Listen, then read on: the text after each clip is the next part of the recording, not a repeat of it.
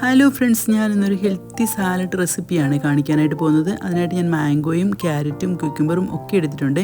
ഇതെല്ലാം കനം കുറച്ച് ചെറിയ ചെറിയ കഷ്ണങ്ങളായിട്ട് അരിഞ്ഞെടുക്കണം. നീളത്തിലാണ് ഞാൻ അരിഞ്ഞെടുത്തിരിക്കുന്നത്.